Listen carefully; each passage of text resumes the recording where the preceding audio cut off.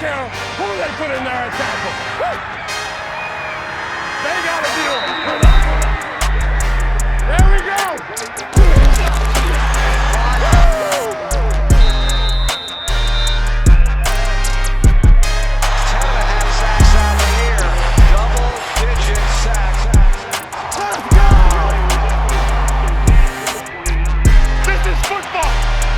Football! Welcome to the big league! Welcome to the big league!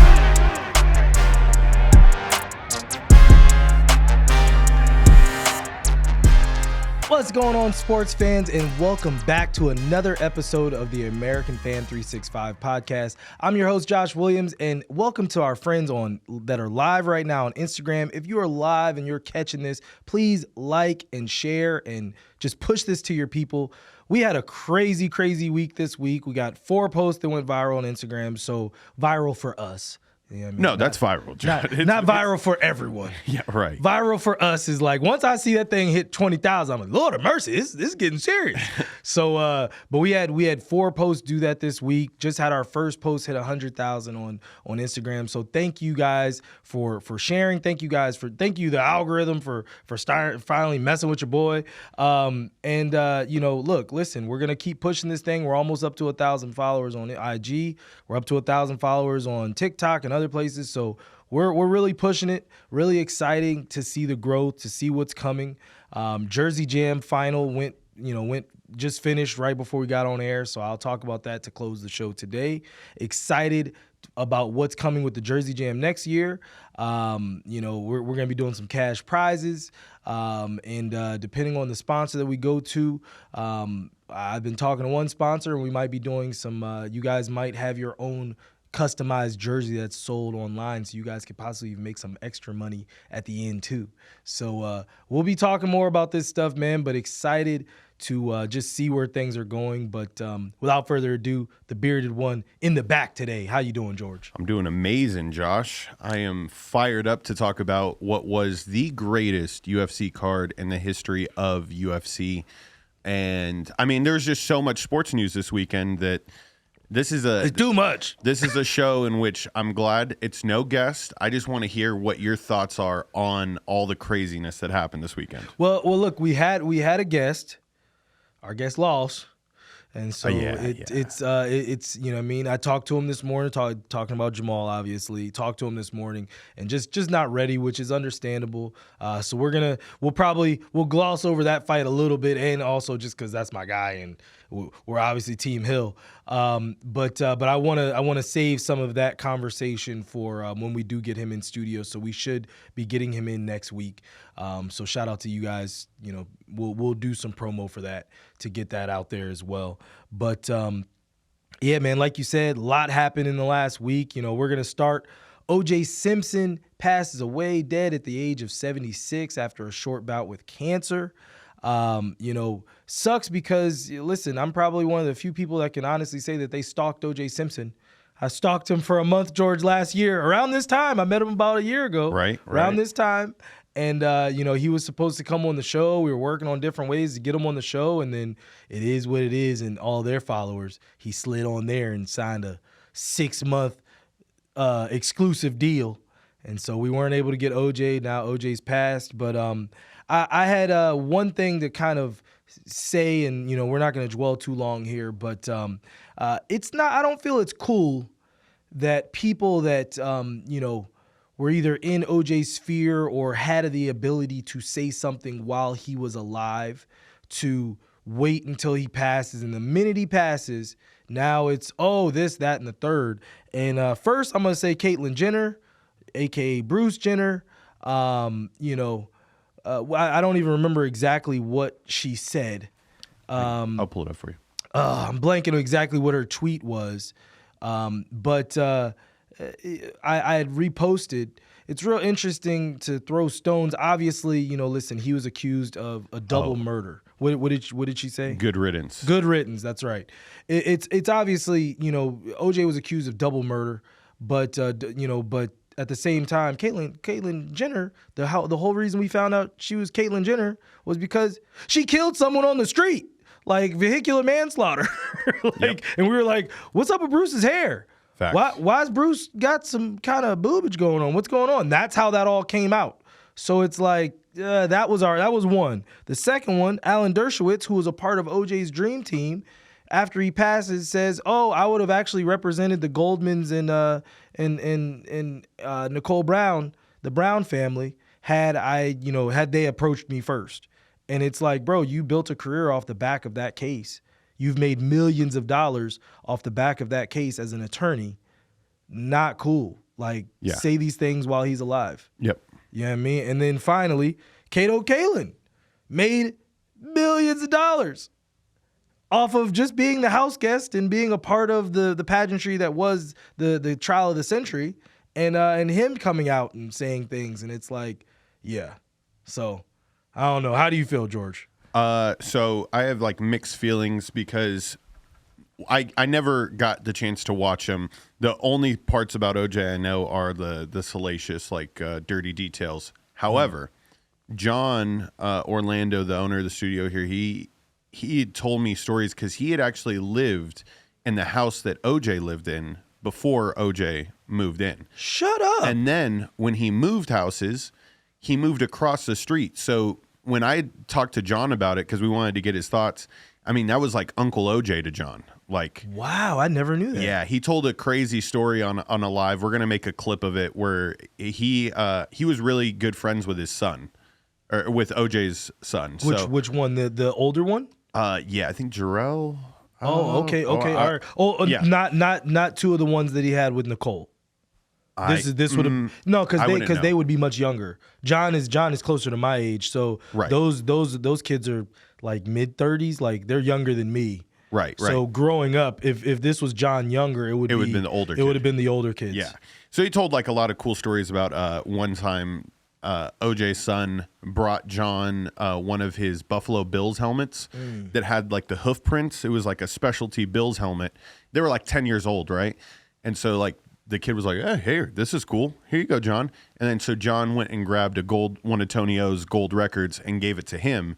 And then like in passing, OJ was out walking the dog and he said, yeah, man, the Hall of Fame's been looking for this helmet. I was just wondering like if you've seen anything. He's like, oh shit, that helmet's in my son's toy closet. Talking to Tony. Talking to Tony. Yes. Yeah. So then Tony was like, I've been missing one of my gold records. And OJ's like, I think I got one of your gold records. It was great, dude. What a trade. What a trade. That's actually pretty cool. So, yeah, there's that, it humanizes the situation a little bit. And it definitely helped me reflect and then look back at his career. I mean, the dude was unstoppable.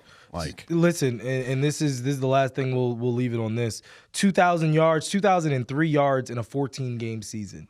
Still never, ever been touched. He would have, if it was 16 games, he would have blown past Eric Dickerson easily, in theory, by a lot. And then if it goes to 17 games, where is he at then? Like, there's aspects of certain records, and we talk about records a lot on this show.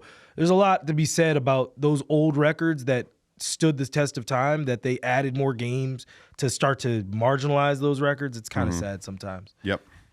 But all right, well, this only comes from, this was the first post that really, really went crazy, and this was our debate last week, and George and I weren't even meaning for this to even become anything. Facts. George looked up, was like, Jesus, this post is going crazy. All right, tap in, go ahead and go comment. Like, it was insane. We talked about Jordan versus LeBron, and Lord have mercy, if I need to start doing a Jordan versus LeBron segment every daggone week, I might have to, but I'm not even going to dive back into that. I only have a few things to say, George, and this is for my generation and older. So this is for the old heads that might be watching this, and if you're young, screw you. It is what it is. But I have new rules for the GOAT debate. The rules are as follows. There's 5 simple rules. If anybody says anything and they can't do any of these things, their opinion is not valid. Let's just leave it there. So rule number 1, you can't form an opinion if you didn't play outside till the streetlights came on. All these kids now that have all these things to say and, basketball's this or basketball's that, y'all fools didn't even play at the park. So let's just leave it there. But I digress. Rule number 2, Don't talk to me if you've never grabbed rim on a 10-foot basket. If you can't grab rim or can't slap the backboard, your opinion is not valid. Rule number 3, don't talk to me if you don't know where short corner, slot, or the elbow are on a basketball floor. If we can't even talk terminology about where you are and you're lost, don't talk to me. Rule number 4, please don't at me if you don't know the difference between 4 flat or 14 high post. If you don't know those things, your basketball IQ is already starting to be questioned. So that's rule number 4. And rule number 5, please leave me alone if you don't know what horns means or how to attack a 1-3-1 post. A 1-3-1 zone. If you don't know these things and you don't understand basketball, your opinion is invalidated forever. So when you start saying LeBron this, LeBron that, and I start asking you, what's slob mean? Oh, that's sideline out of bounds, George. That's a sideline out of bounds play. What's pinch post mean? Oh, okay, that's this. What's a flare screen? You don't know any of these terms, your opinion doesn't matter. Period. We're moving on. All right, George. I had to get that out. That was good. Because, Lord. The clip, when I saw this on the show flow, I was like, I'm going to make a fire clip for this because I'm going to definitely just highlight to the people all the different things they don't know. So they can at least know now, Josh. Yeah. So that way they can join the GOAT debate and not, and just maybe ignorant. sit back. Maybe sit back. Because, literally, these LeBron fans were waking me up at 3 a.m. and, wanting to have conversations and, oh, this, that, and the third. And I'm like, okay, what's an Iverson cut? Yeah, I know you don't know. You don't know. So if you don't even know these things, why should you hedge? Why should you switch? Why should you guard your yard and stay with your man? Why should you do these things? If you don't know these things in basketball, you don't know basketball, and that's okay.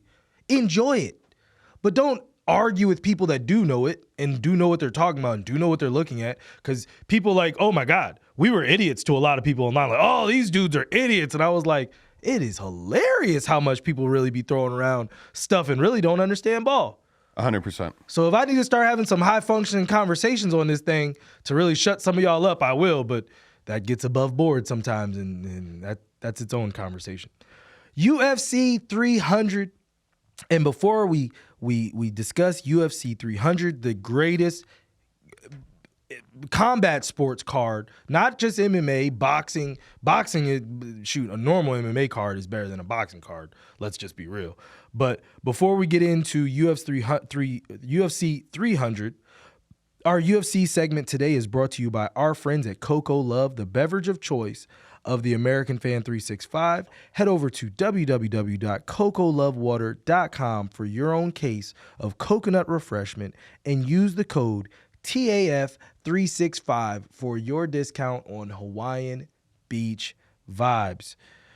George, UFC 300. Where did you watch it, George? I watched it from my house. It was very nice. I had over Mason, Jory, the kid who's been engineering here, and Joey. I had them both over, and I also had Austin over. It was, a lot of fun. I knew that I wanted to experience it with other people, not just sit at home and not get the chance to explain to people how I got robbed.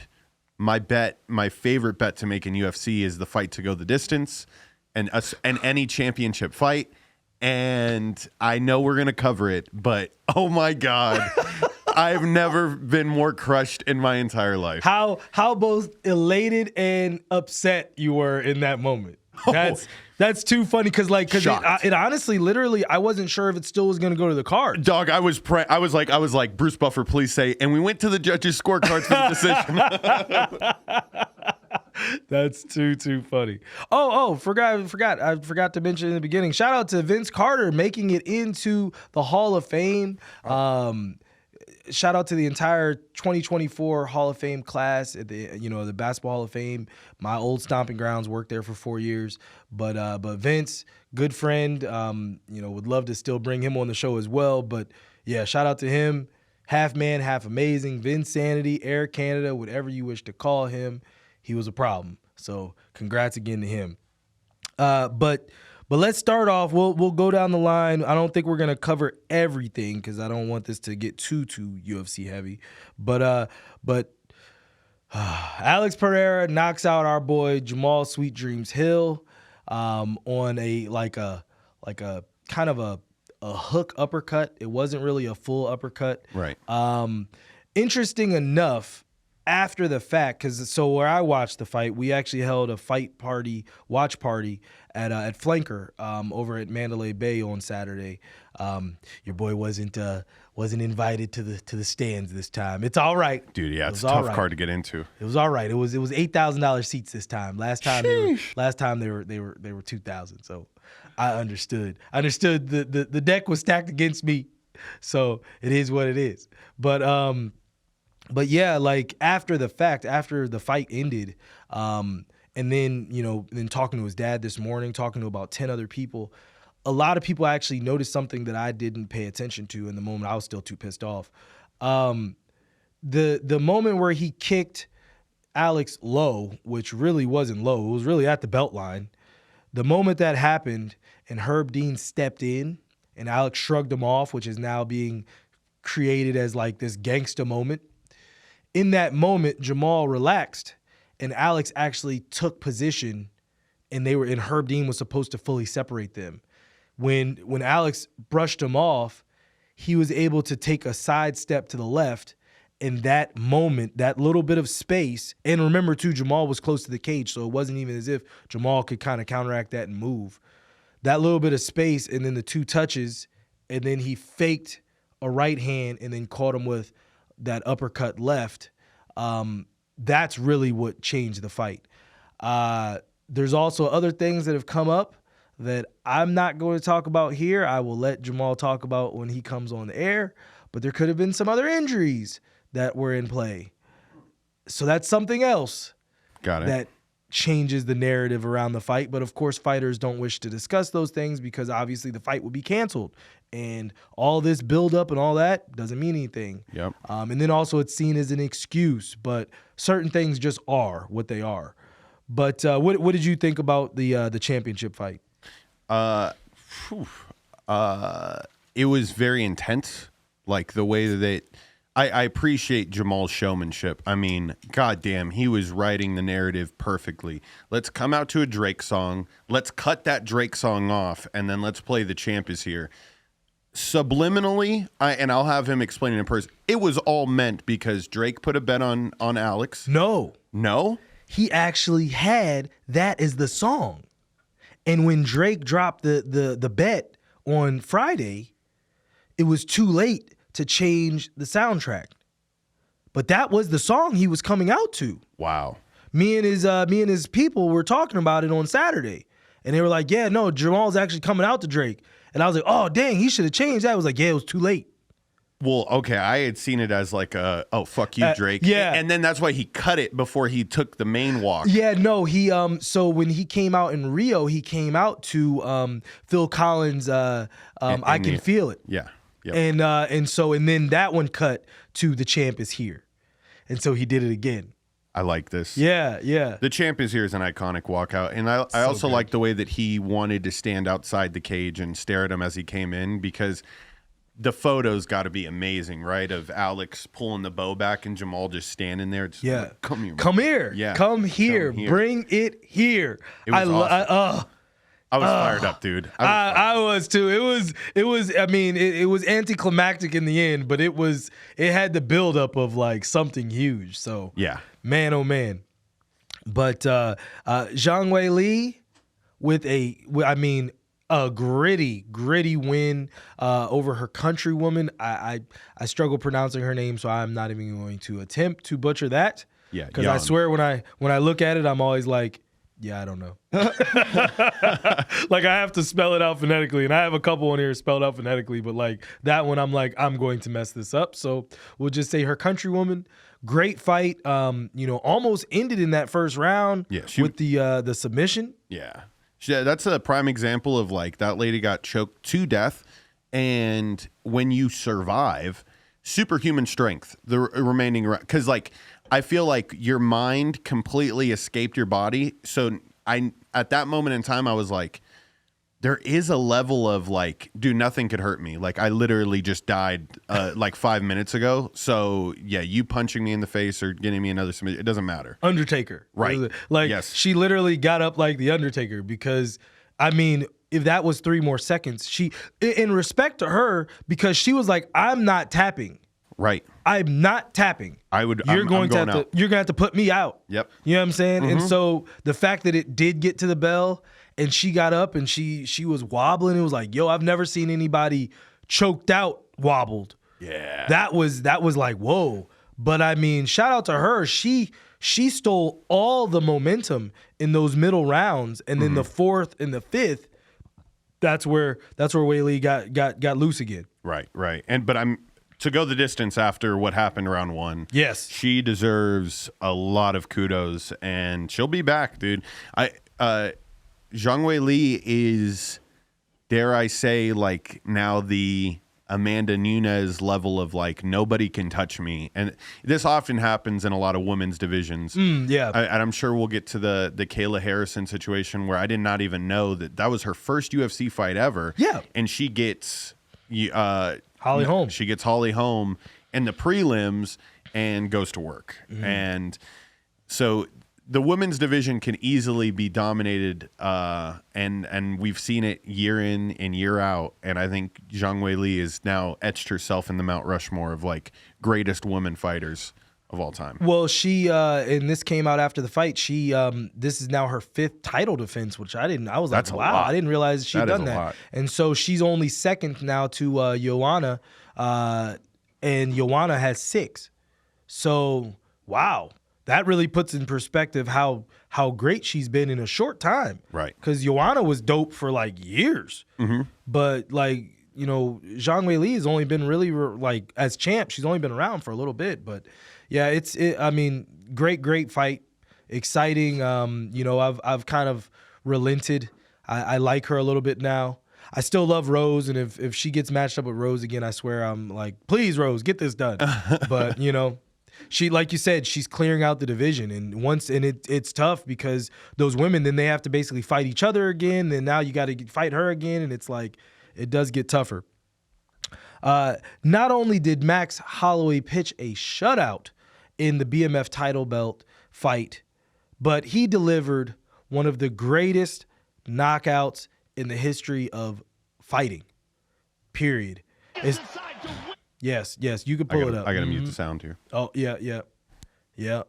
I mean, and this isn't even really the half of it. I love it whenever Max does the point and he's like, we're standing right here. Let's go. Yeah. And to be able to do that and then rise to that moment and deliver, I mean, both of them were missing, but Lord, did he find him. Okay, Perry, wow. Goodness gracious. Dude, going back to my bet here real quick. I was like, his head didn't hit the ground till it was over. His head didn't hit bro. I was finding every way to think that wasn't a knockout at the buzzer, and I had Austin like over my shoulder, and he, you know, knowing that I put this bet in, he goes like, Mr. Wikipedia, I know every UFC fact, man. He's like, you know, this is the 2nd time this has happened in UFC history. I'm like, Austin, if you don't shut up right now, like I don't. Now's not the time. I don't let Joe Rogan tell me this is the 2nd time ever. Let DC tell me that. Let John Anik tell me that. I don't need you, you know, peanut gallery chirping over my lost bet here. It was bad. How much would you have won if you got that? Well, I mean, I wasn't going to win anyways because the main event didn't go there. I parlayed them all. It was a parlay. Yeah. It was a nice parlay too. It was like a 15-1. What would you have won? 20 would have won me $600. It's solid. Yeah, because I mean, if you know Jamal comes out and he puts on for me, any light heavyweight just needs to get to round 2 and then they're just exhausted, bro. And then they start doing the on the ground rolling. Like I was hoping that would happen, but you know, it is what it is. This, at least if I lost a bet, let me lose it on history. You know, let me not lose it on some random BS. I mean, the biggest thing from that one though, like I because Max had to come up in weight class, and for him to do this, and do it so impressively because, I mean, he had a perfect game plan. He was staying away. He was pot-shotting, getting in and out. You know, Justin Gaethje never really hurt Max. He may have caught him like once or twice, but it never really, you know, moved past that. Max constantly kept moving. I mean, breaking his nose in the first round, at the end of the first round. Yep. On that spinning wheel kick. Like, it was absolutely great performance by Max Holloway. I had this thought. Is Max Holloway the Floyd Mayweather of the UFC? What do you mean by that? He just doesn't get touched, dude. It just seems like he's in these wars. He has like the strike record, and he's like the top 7 in most strikes delivered in UFC history. He has all those, and then he'll come out of these fights looking like he was so coherent after the fight that he grabbed the mic from Rogan. Yeah. And I mean, it was like, before you ask me any questions, Joe, goes on a diatribe about like, this was the greatest moment for me ever. I love the USA. Yeah. I just can't help but think like that's what I got from Floyd Mayweather and seeing him just never get touched, but yet annihilate his opponents. I can see where you're going in terms of both his striking and then his defense. He doesn't really get hit a whole lot. Yeah. Outside of the Alexander Volkanovski. Thank you. Volkanovski fights. Those have been the only fights in recent memory that I can really remember Max really being hit. Right. You know what I mean? Now, obviously, things happen. It's a fight, especially in MMA. But when you look at Justin Gaethje, who is, you know, this big, strong guy that's known for his striking, known for his pace and all of those things, and you look at his face and his body of work, and then you look at Max, and it's like, Jesus, Max was looking great all the way into the 5th. He really didn't get touched. So, no, I see where you're going with that.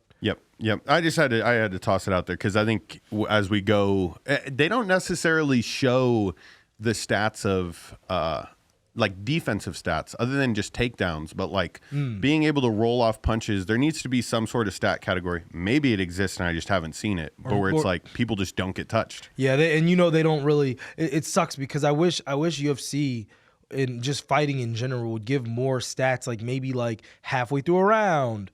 You know what I mean? Like where it's like, oh, he's landed this many, this, that, and the third. Right. But like, it's like you have to almost wait all the time till the end of the round, and sometimes they show you, and sometimes they don't. It's like, I don't know where it is, and then they show it, and it's like, Jesus, I didn't realize it was that out of hand. Like, Yep. I wish they would show that kind of stuff more. Charles Oliveira falls to Arman Tsarukyan. Tsarukyan, and to a split decision.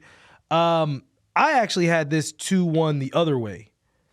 Because Chuck won round 1, and I felt like he won round 3. Right. He obviously lost round 2. Round 2 was landslide the other way, but he won the first 2, those other 2 rounds, in my opinion.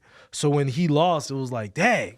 And I know that one busts a whole bunch of tickets. I'll say that. I saw that. Yeah, he was probably the most bet on underdog in this card. Yeah, without a doubt, people's favorite.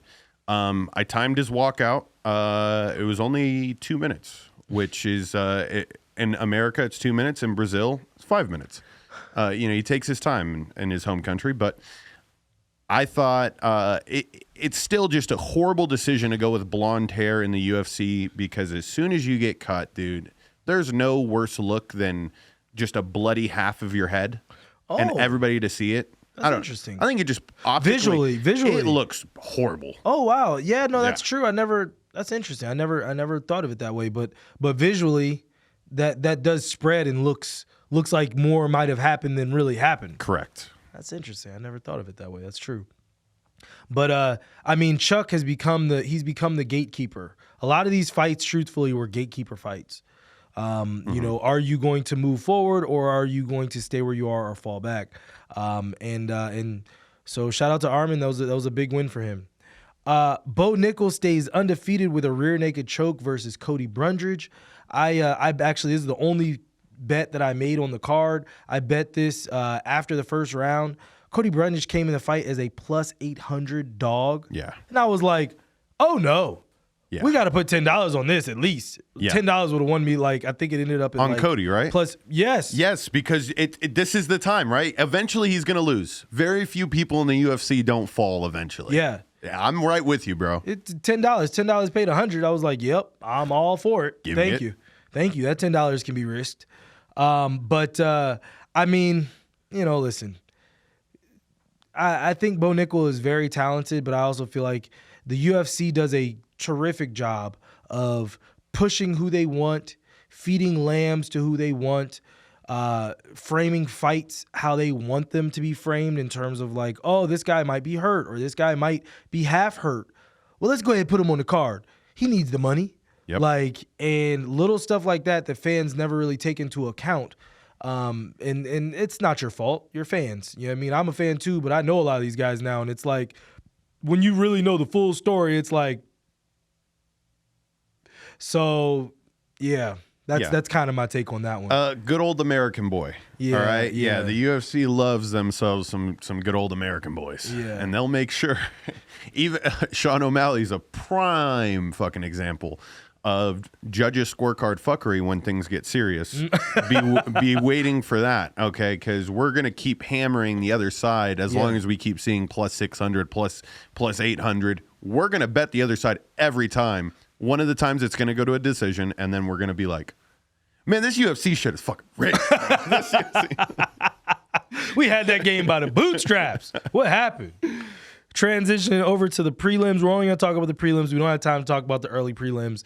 But Yuri Prochazka had one of the best moments of the night, one of the best moments of the card, coming back to knock out Alexander Rakic.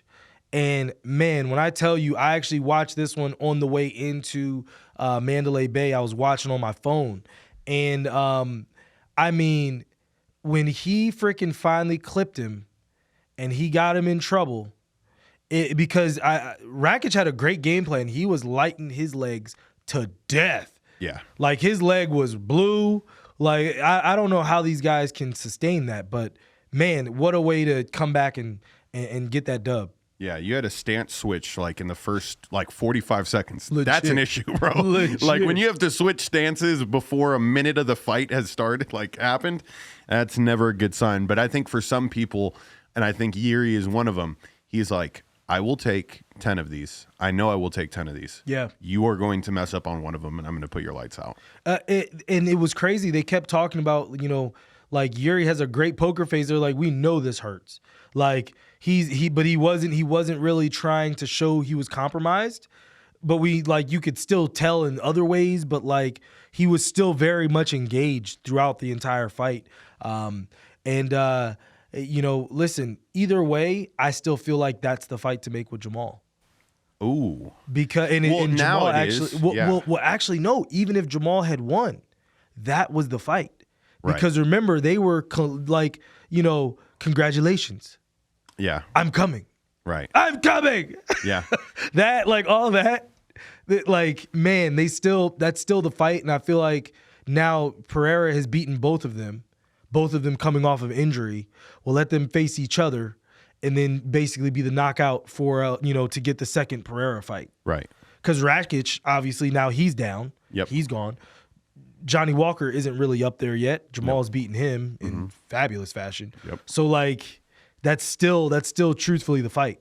Agreed. And exactly what I had predicted, but in the reverse way happened, where Periera wins and he says, yeah, I want to go to heavyweight. I want to go to heavyweight for this May 4th card or whatever it was. Really quick turnaround. He's like, but I mean, at the same time, bro, he didn't necessarily take too much damage. I think he is ready to rock and roll.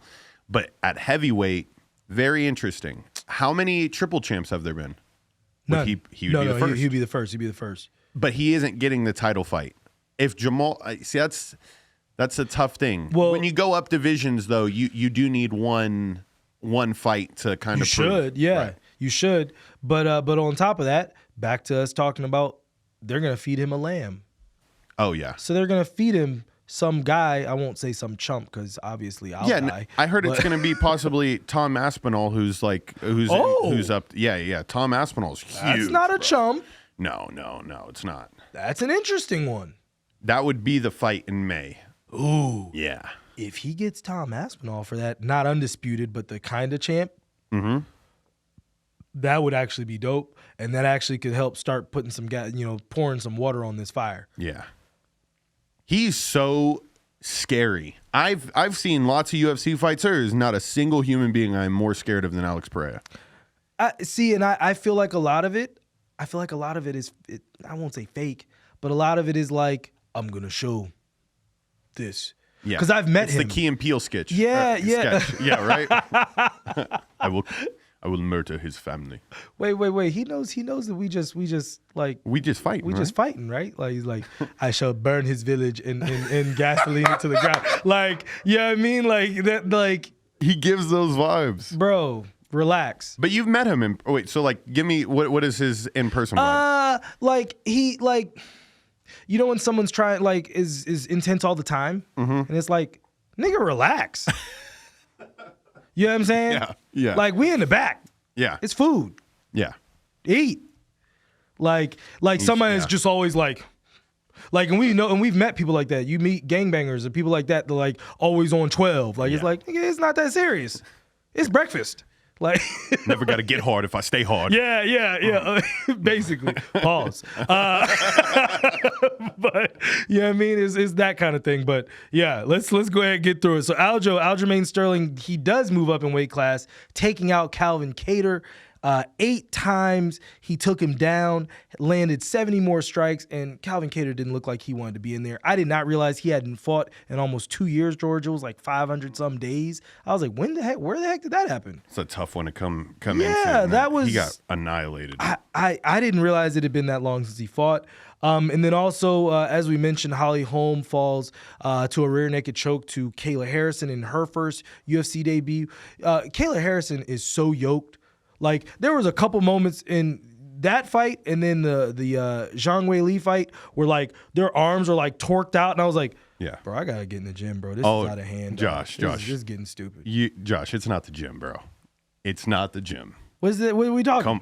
Come on now. USADA's gone. They're on some secret, Space Jam secret stuff. The Mike secret shoot. Yeah, dude. I mean, I've never seen cuts, like biceps on women like this. Unless you're a bodybuilder, and I know that bodybuilders take substances. Yeah. Like, I don't know. At a certain point, it's like, how do you get that cut? Well, I will say, remember, Kayla Harrison came down like 20 pounds in weight for that fight. Right. So she's cutting. Like, this is her as lean as she could possibly be. Right. She's like up at 165 is where she usually fights. This is all the way down at 145. So that is a tremendous cut, especially too if you're already a bigger woman, so you're already kind of yoked anyway. So I can at least give her the benefit of the doubt. I'm not going to start throwing the S word around. Yeah, no, I will. I mean, because I know that bodybuilders do the same thing to lose weight. So, like, come on. Dude, I just, like, we got to stop fooling ourselves. Zhang Weili looked like one of the buffest people on the card. Bro, listen. Oh, my God. Like, shoulders, neck. Like, good Lord, I got to get in the gym. This is terrible. My arms are trash. This is so bad. If you guys ever want to know why I don't be wearing jerseys solo dolo, this is why. I got to get back in the gym. This is really bad. But switching gears over to the Masters. We'll talk quickly about the Masters. Shout out to Scottie Scheffler winning his second Masters in 3 years, winning by 3 strokes over Rory McIlroy. And then also, we can't talk Masters without talking to our guy Tiger Woods. Tiger Woods became the first player in history making the cut for 24 consecutive years, besting Fred Couples and then also Gary Player, who are also tied with 23 straight Master cuts made. Let's stop right there. That is absolutely disgusting, that many years to get through in this tournament, because this tournament can make the best players look foolish in literally one hole. One hole and you quadruple bogey and your weekend's over. But the wheels did come off the bus for Tiger on Saturday. Oh, bad. He went 10 over par, shooting his worst score ever in a Masters.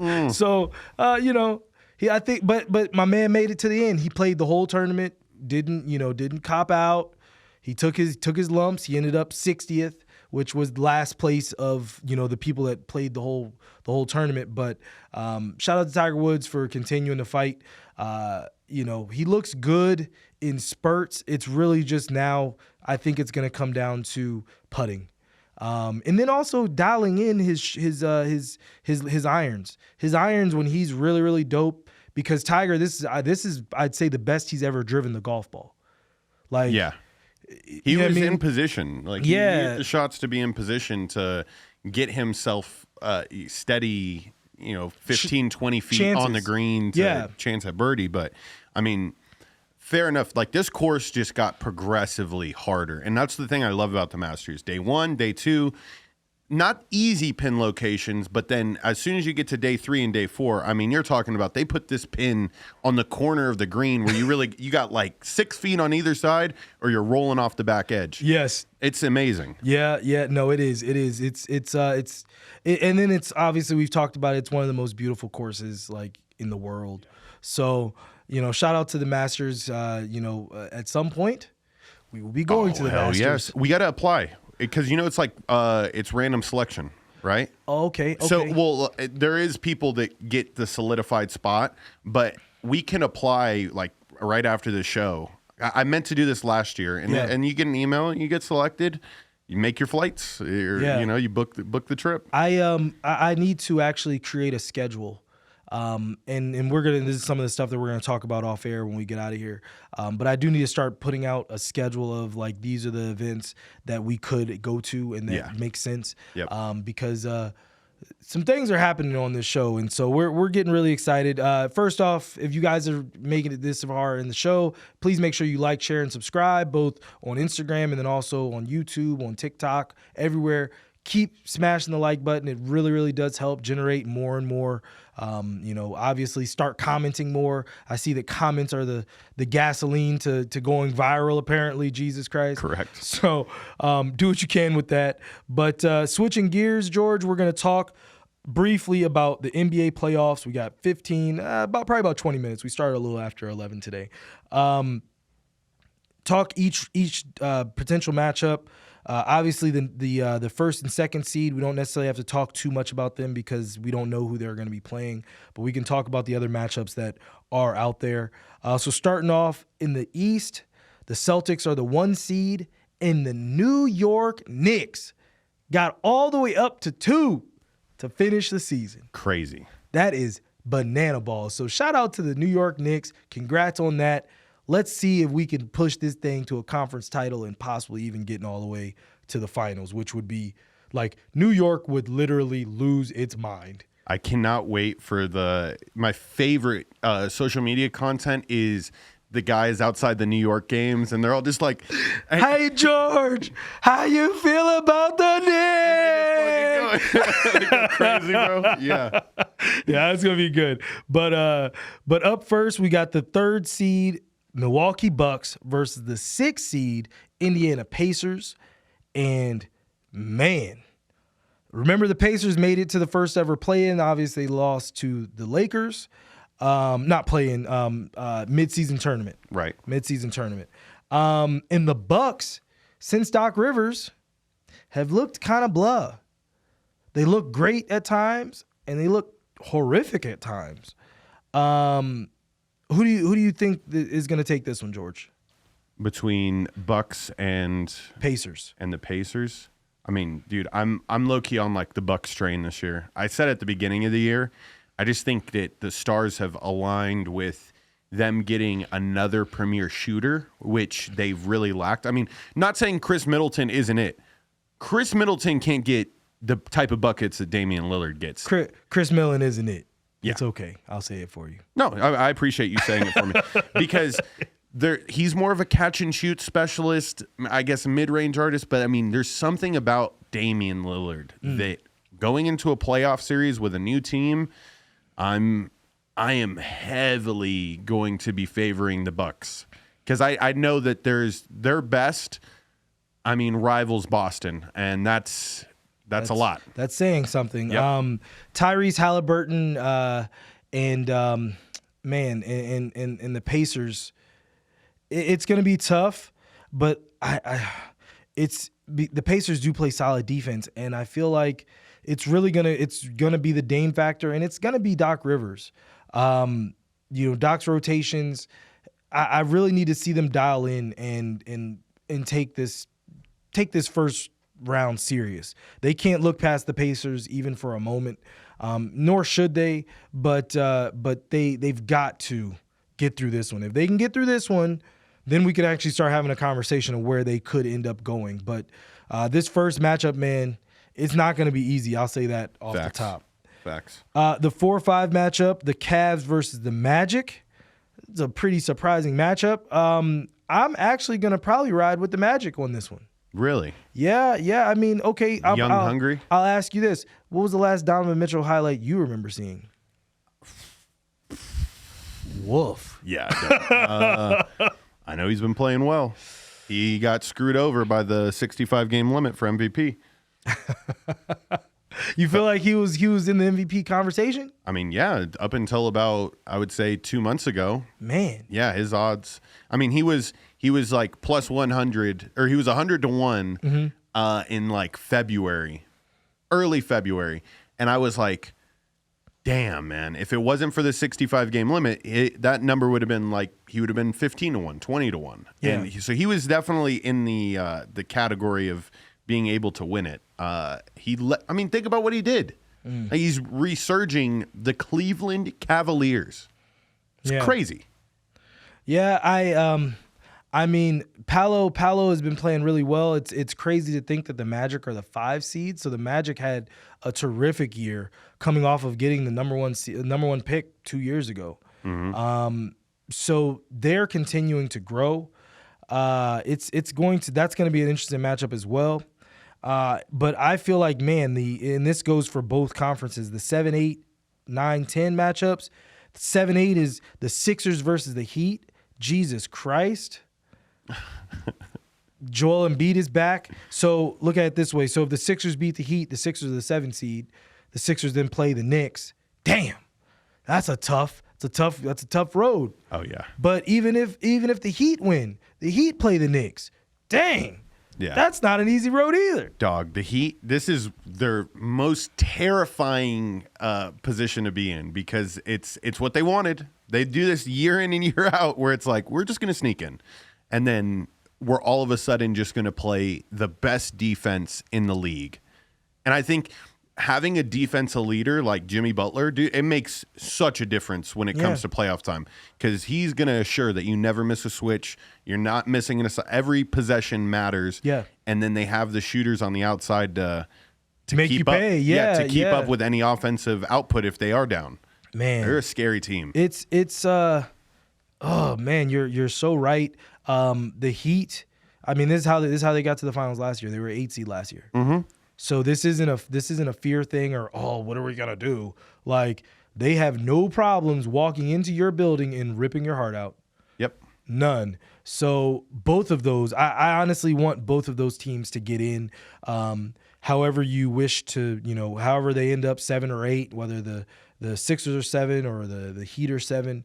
Those first 2 playoff matchups, 1-8 and 2-7 are gonna be fireworks. The 9-10 matchup is the Bulls versus the Hawks. The Bulls still know, Lonzo Ball. So in the end, when it gets down to it, they still are lacking that third person. Yeah. And then the Hawks just, ever since they were the 3 seed a couple years ago, they just haven't really ever taken another step. And they have a solid roster too. I know they do. But it's just like, I feel like some of it defense and some of that loose free basketball, once it gets to the playoffs, it just doesn't. Yeah. It doesn't convey. It doesn't work. The only way the Hawks will win a game is if they score 135 points. Like that's your plan, because you're not going to shoot that well every night. Yeah. Yeah, we're going to have to execute at some point, both offensively and defensively. Especially defensively. Switching gears over to the West. Hold on. Yeah, yes. Would Trae Young be considered a cone? Yeah. Have you heard of the terminology cone? Yes, from Patrick Beverly. Is Trae Young a cone? Yeah, he's not even only a cone. He's one of those plastic Walmart cones that you get that are like 99 cents each that blow over with the wind. They're not even sturdy. Yeah, it's bad. He's a turnstile for sure on defense. So He's a cone. And then he's small too, so it's like, yeah, that's even if he is trying, you could still bully him. It's Facts. That's a rough one. Switching gears over to the West, the Thunder are the 1 seed, which is crazy to say out loud. SGA, Chet Holmgren, like the boys, they've got the Thunder looking good. Now, again, granted, when we get down to 9, 10, 7, 8, how are they going to look versus one of those big guys? That's going to be interesting.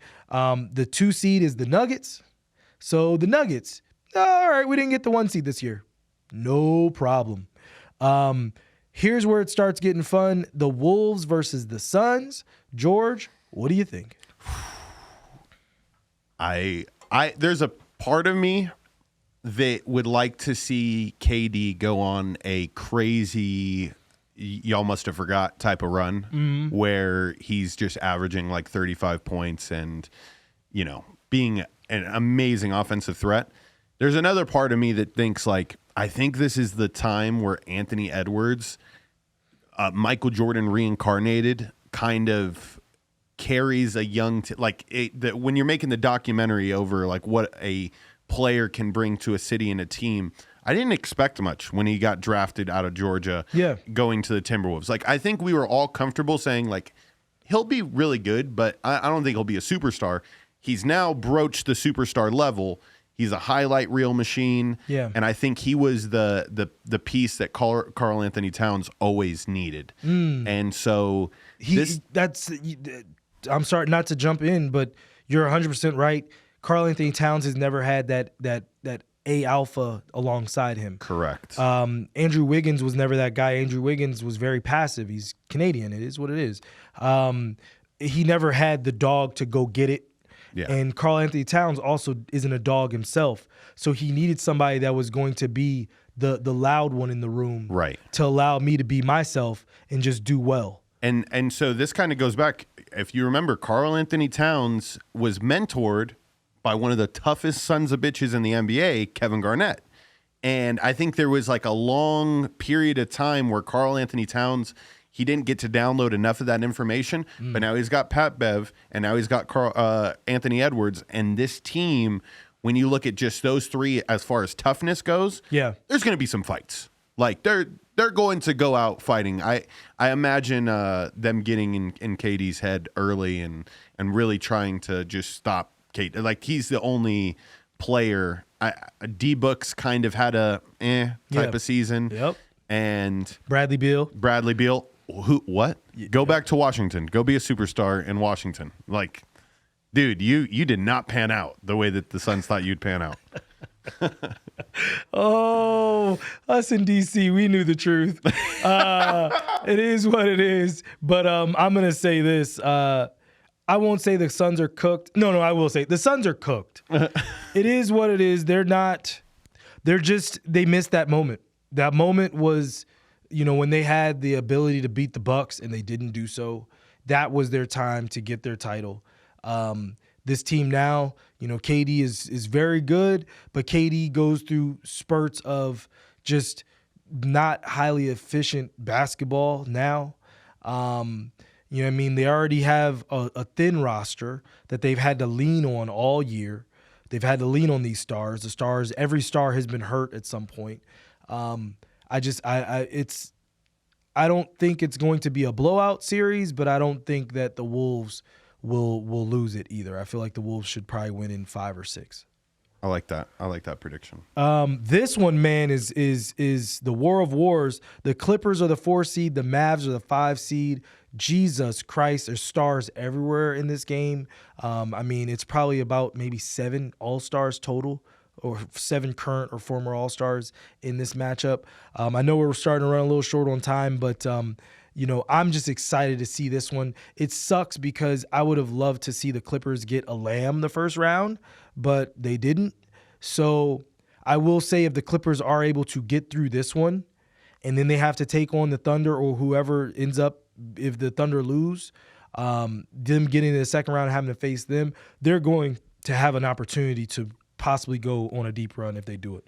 Yeah. This It's going to be Game 7. Who has the ball last? That's who wins this series. Wow. Okay. Yeah, Game 7. yeah, You and see it so- going that deep. And as crazy as it sounds, Kyrie would be taking the shot for the Mavericks. I know. Wow. And for the Clippers, you got Kawhi Leonard that would be taking the shot. 100%. And, yeah, there's no way Kawhi would let that go. But I think Doncic is kind of like in this. He's somewhat taking a back. You feel like it? Not taking a back seat, but I think he trusts Kyrie enough. Okay. Which is crazy for like just a year of gameplay in which Kyrie's kind of been doing the Kyrie thing where he's like, am I bought in? Am I not bought in? He has like these runs where Kyrie's back to like Cleveland Kyrie. 2016, yeah. And so you're like, holy shit. And I think Doncic feels that. And yeah, there's no way they aren't going to send a triple team at Luka to end that game. So he's going to be passing it off to Kyrie. Like I said, this one is going 7. Make that bet now. Wow. Okay. The 7-8 seed is the Pelicans versus the 7-8 game is the Pelicans versus the Lakers. Man, that's going to be interesting too because a lot of people are saying the Lakers should lose that game on purpose to then set up so they stay away from the Nuggets in round 1. Because the Nuggets, like they can't compete with the Nuggets. And if they can get the 8 seed to go take on the brand new baby Thunder, they have a much better chance for success. Yeah. And I don't know. I'm not so sure. Like, be careful what you wish for. Yeah. Especially too, don't be losing games and adding extra games to your season on purpose with an old body LeBron and older AD and all those things. Like, don't just be, we're just gonna punt this game. Like, okay, well, the 9-10 is the Warriors and the Kings. Good Lord, the Kings had a rough stretch in the middle there, and they dropped all the way down to 9 because they were up at 3 and 4 most of the season. Right. So, man, all four of those teams, every last one of them, I could see them all going to the conference. Not the Pelicans. Everybody except for the Pelicans, I could see making a conference final run. You could see it happen if it went that way. Yep. I think it's going to be just sad as shit to see what happens between Sacramento and Golden State. I mean, that's two teams that I love watching. They faced each other last year in the playoffs. That's right. And that was an electric series where you got to see like De'Aaron Fox kind of come into himself, and he looked unstoppable. And you also had who's our guy? Malik Beasley? Malik Monk. Malik Monk. There we go. Yes. I just love that combo. I love the Sacramento Kings, but I also have been saying all year, it's just how we felt about Tiger Woods and the Masters. Steph Curry in the playoffs, watch out. You know, because he still is the best walking bucket in the league. Yeah.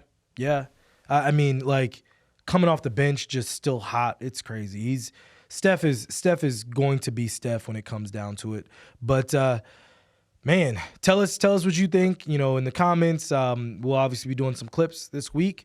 We'll be talking more about the NBA playoffs. Maybe give some betting picks. I think. Did the playoffs start this week? They start this week. They start on 4/20 Saturday. Oh, that's just Bush. Why would they do these players like that? Don't put these players in that position. That's uncalled for. Okay, game ones. Make sure you're on the lookout for maybe some mistakes. Some extra turnovers? Yeah, somebody's going to be so blunted, it's crazy in those games. So if it's one of your star players, be careful. I would take the under in some of these player props because my man been smoking since been smoking. But let's go ahead and close out the show. Jersey Jam finals. We finally have a Jersey Jam champion, and it is a back-to-back champ. Shout out to John Vu coming back. I went to bed last night. He was up about 30 votes. I woke up this morning. He was down 20. And I was like, oh, Lord, what happened again? I thought Coach Terrell was gonna come through again with a late second pullout. But John Vu, he got on the horn, man. Got on the horn, ended up winning with over 400 votes. So shout out to each and every one of you guys for voting in this year's Jersey Jam. As I mentioned before, so these are going to be the rules moving forward. If a jersey makes it to the Final Four, those jerseys are no longer on the table. So we're going to start canceling out some jerseys so we don't get so many repeat jerseys. Start making you guys like use your brains and find some new ones. This year was such a good one. So many different kinds of jerseys. I'll debate whether we're going to add another sport. We might add hockey. We might add baseball to it as well, to give some other stuff in there. But like I said, going to have a $500 cash prize next year, as well as still getting the autographed jersey. But like I said, depending on what jersey partner we work with on this, there might be some other benefits to you guys as well as fans of the show, as fans of the channel. So be on the lookout for that. Give some more information about that. Up next in terms of events, in July, we're going to start The Moments. So we're going to be giving some more information about that as we go. But excited, man. Just excited to see the continued growth of the show, and shout out to each and every one of you guys. And we're going to keep figuring out ways to activate you guys now and moving forward. So without further ado, I just want to say thank you again for tuning in to another episode of The American Fan. Please make sure you like, share, and subscribe. Share it with your people. Tell your people about it. And let's get this thing over 1,000 followers on Instagram. So thank you guys so much, and see you next time.